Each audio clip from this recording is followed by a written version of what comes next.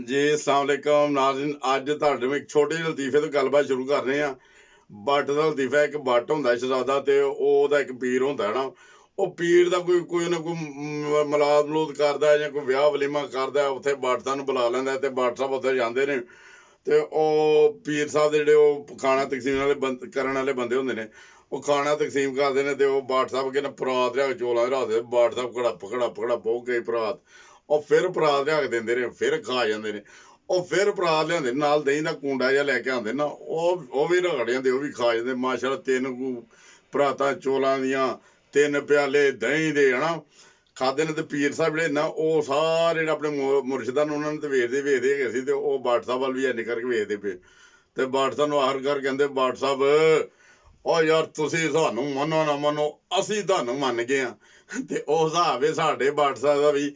ਇਹ ਸਾਡੇ ਕੌਮੀ ਸਾਬਕਾ 3 ਦਫਾ ਵਜ਼ੀਰ ਆਜ਼ਮ ਰਹਿਣ ਵਾਲੇ ਮੀਆਂ ਮੁਹੰਮਦ ਨਵਾਜ਼ ਸ਼ਰੀਫ ਸਾਹਿਬ ਨੇ, ਉਹਨਾਂ ਦੀ ਇਹ ਸੂਰਤ ਹਾਲ ਹੈ ਬਿਮਾਰੀ ਦਾ ਕਹਿ ਕੇ ਘਰੋਂ ਟੁਰੇ ਨੇ। ਇੱਥੇ ਕਦੀ ਕਿਸੇ ਹੋਟਲ 'ਚ ਬੈਠ ਕੇ ਖਾਣਾ ਖਾ ਰਹੇ ਹੁੰਦੇ ਨੇ, ਕਦੀ ਕਿਸੇ ਹੋਟਲ 'ਚ ਬੈਠੇ ਖਾਣਾ ਖਾ ਰਹੇ ਹੁੰਦੇ। ਤੇ ਹੁਣ ਉਹਨਾਂ ਨੇ ਲਾਈਵ ਤਕਰੀਰਾਂ ਦਾ ਪ੍ਰੋਗਰਾਮ ਸ਼ੁਰੂ ਕਰਤਾ ਸੀ। ਇਹ ਲਾਈਵ ਤਕਰੀਰਾਂ ਦਾ ਪ੍ਰੋਗਰਾਮ ਸ਼ੁਰੂ ਕੀਤਾ ਨੇ ਤੇ ਪਿਆਰਾਂ ਨੇ ਤੁਹਾਨੂੰ ਦੱਸੀ ਹੈ ਕਿ ਤੁਹਾਡੀ ਤਲਾਹ ਲਈ ਅਰਜ਼ੇ ਉਹਦੇ ਉੱਤੇ ਸਖਤੀ ਨਾਲ ਲਾਤੀ ਪਾਬੰਦੀ।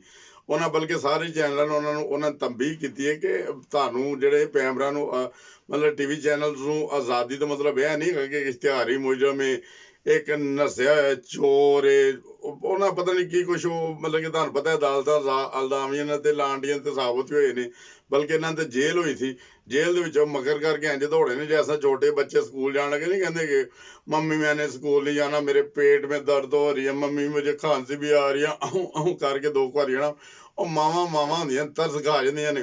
ਉਹ ਤਰਸ ਖਾ ਕੇ ਛੁੱਟੀ ਦੇ ਦਿੰਦੀਆਂ। ਬਾਅਦ 'ਚ ਉਹੀ ਬੱਚਾ ਜਿਹੜਾ ਗਲੀ ਮੁਹੱਲੇ ਦੇ ਵਿੱਚ ਫੁੱਟਬਾਲ ਖੇਡਦਾ ਹੁੰਦਾ, ਕ੍ਰਿਕਟ ਖੇਡਦਾ ਹੁੰਦਾ, ਇਹ ਸੂਰਤ ਹਾਲ ਹੈ।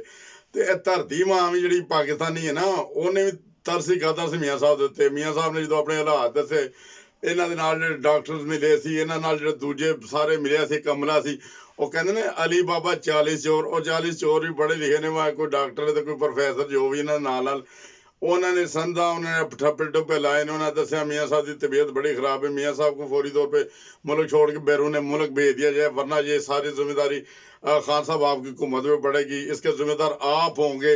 मीडिया भी लगा सी धड़ा धड़ बयान देन लगा सी, धड़ा धड़ बयान देन लगा सी।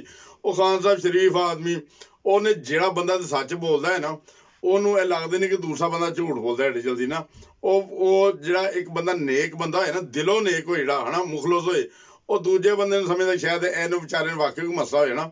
ਹੁਣ ਵਜ਼ੀਰ ਆਜ਼ਮ ਪਾਕਿਸਤਾਨ ਸੀ, ਉਹਨੇ ਜਾ ਕੇ ਮੀਆਂ ਸਾਹਿਬ ਦੀ ਬਾਂਹ ਬੂਹ ਤੇ ਰਿਸ ਫੜ ਕੇ ਵੇਖਣੀ, ਉਹਦੀ ਆਪਣੀ ਮਸਰੂਫੀਅਤ ਤੇ ਕਦੀ ਕਿਸੇ ਮੁਲਕ ਨਾਲ ਉਹਦੀ ਮੁਲਾਕਾਤ, ਕਦੀ ਕਿਸੇ ਮੁਲਕ ਦੇ ਸਦਰ ਨਾਲ, ਵਜ਼ੀਰ ਨਾਲ, ਕਦੀ ਕਸ਼ਮੀਰ ਦੇ ਮੌਜੂ ਤੇ, ਕਦੀ ਕਿਸੇ ਹੋਰ ਮੌਜੂ ਤੇ।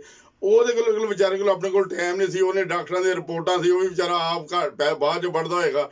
ਪਹਿਲੇ ਉਹਦੇ ਮਿਨਿਸਟਰ ਵਗੈਰਾ ਸਾਰੇ, ਉਹਦੇ ਨਾਲ ਵੀ ਜਿਹੜੇ ਮਿਨਿਸਟਰ ਬੈਠੇ ਨੇ, ਉਹ ਤੁਹਾਨੂੰ ਪਤਾ ਹੈ ਉਹ ਬਲੈਕ ਲਿਸਟ ਪਹਿਲੇ ਵੀ ਹੈ ਸੀ। ਕੁਛ ਲੋਕ ਜਿਹੜੇ ਹੈਗੇ ਸੀ ਜਿਹੜੇ ਪਹਿਲੇ ਦੂਜੀਆਂ ਧੁੰਦਾਂ ਜਿਹੜੇ ਨੇ ਹੁਣ ਪਾਕ ਸਾਹਿਬ ਹੋਣੇ ਇੱਧਰ ਆ ਗਏ ਨੇ, ਉਹਨਾਂ ਜੋ ਰਿਪੋਰਟਾਂ ਦਿੱਤੀਆਂ, ਇਹਨੇ ਵਿਚਾਰੇ ਨੇ ਕਿਹਾ ਵਾਕਈ ਕਿਤੇ ਮਾਰਨਾ ਜਾਏ, ਮੇਰੇ ਬੇਟੇ ਨਾ ਪੈ ਜੇ ਹਨਾ। ਤੇ ਉਹਨੇ ਇਜਾਜ਼ਤ ਦਿੱਤੀ ਹੈ। ਇਜਾਜ਼ਤ ਦਿੱਤੀ, ਇਜਾਜ਼ਤ ਦੇਣ ਦੇ ਨਾਲ ਹੀ ਤੁਹਾਨੂੰ ਪਤਾ ਹੀ ਹੈ ਕਿ ਮੀਆਂ ਸਾਹਿਬ ਨੇ ਫਿਰ ਸਪੈਸ਼ਲ ਤਿਆਰੇ ਤੇ ਗਏ ਨੇ।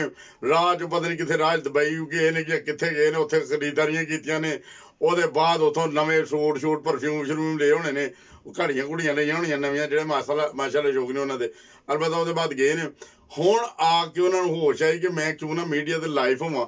ਤੇ ਹੁਣ ਮੀਆਂ ਸਾਹਿਬ ਦਾ ਜਦੋਂ ਖਿਤਾਬ ਲੱਗਾ ਹੋਏ ਤੇ ਇੰਝ ਨਹੀਂ ਲੱਗਦਾ ਕਿ ਕੋਈ ਮੁਜਰਮ ਨੇ, ਕੋਈ ਜੇਲ੍ਹ 'ਚੋਂ ਨੱਸੇ ਹੋਏ ਨੇ, ਕੋਈ ਉਹਨਾਂ ਨੂੰ ਮਤਲਬ ਕਿ ਅਦਾਲਤਾਂ ਚੋਰ ਲੁਟੇਰਾ ਸਭ ਕੁਝ ਕਹਿਣ ਡੀਆਂ ਨੇ, ਦੁਨੀਆ ਦਾ ਮੀਡੀਆ ਕਹਿ ਰਿਹਾ। ਪਰ ਉਹ ਇੰਝ ਲੱਗ ਰਿਹਾ ਸੀ ਜਦੋਂ ਮੀਆਂ ਸਾਹਿਬ ਦਾ ਖਿਤਾਬ ਆਇਆ ਜੈਸੇ ਮੀਆਂ ਸਾਹਿਬ ਇੱਕ ਵਾਰੀ ਫਿਰ ਵਜ਼ੀਰ ਆਜ਼ਮ ਬਣ ਗਏ ਨੇ।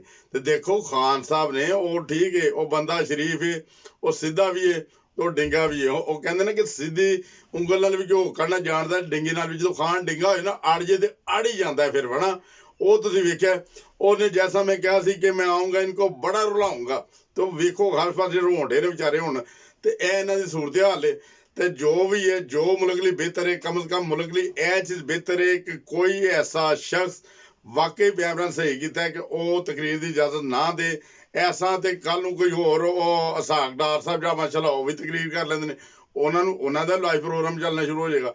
ਐਸੇ ਤਰ੍ਹਾਂ ਤੇ ਅਲਤਾਫ ਸਾਹਿਬ ਦਾ ਉਹਦੇ ਉੱਤੇ ਪਾਬੰਦੀ ਲੱਗੀ ਹੈ, ਠੀਕ ਹੈ। ਜੈਸਾ ਉੱਤੇ ਪਾਬੰਦੀ ਲੱਗੀ ਹੈ, ਆਇੰਦਾ ਤੁਹਾਨੂੰ ਦੱਸੀ ਆਉਣ ਵਾਲੇ ਦਿਨਾਂ 'ਚ ਮੀਆਂ ਸਾਹਿਬ ਤੇ ਵੀ ਇੰਨੀ ਪਾਬੰਦੀ ਲੱਗ ਜਾਣੀ ਜੇ। ਤੇ ਬਲਕਿ ਲੱਗ ਗਈ ਪਾਬੰਦੀ। ਇਹ ਸ਼ੁਰੂਆਤ ਹੋ ਚੁੱਕੀ ਹੈ। ਇਹ ਕੌਮ ਲਈ ਖੁਸ਼ਖਬਰੀ ਸੀ। ਮੈਂ ਕਿਹਾ ਕੌਮ ਨੂੰ ਖੁਸ਼ਖਬਰੀ ਦਈਏ ਤੇ ਜਿਨ੍ਹਾਂ ਨੇ ਸਾਡੇ ਚੈਨਲ ਸਬਸਕ੍ਰਾਈਬ ਨਹੀਂ ਕੀਤਾ ਉਹ ਵੀ ਕਰ ਦੇਣ ਤੇ ਦੁਆਵਾਂ ਯਾਦ ਰੱਖਣ। ਨਾਰਾ ਬਸ ਇੱਕੋ ਹੀ ਲਾਓ, ਪਾਕਿਸਤਾਨ ਜ਼ਿੰਦਾਬਾਦ। ਜੀਵੇ ਉਹ ਜੀਵੇ मेरा सोना पाकिस्तान, पाकिस्तान पाकिस्तान, जीवे पाकिस्तान, पाकिस्तान पाकिस्तान, जीवे पाकिस्तान। सारे जहां से अच्छा पाकिस्तान हमारा, जिसका एक है नारा, नारे तकबीर, अल्लाह अकबर।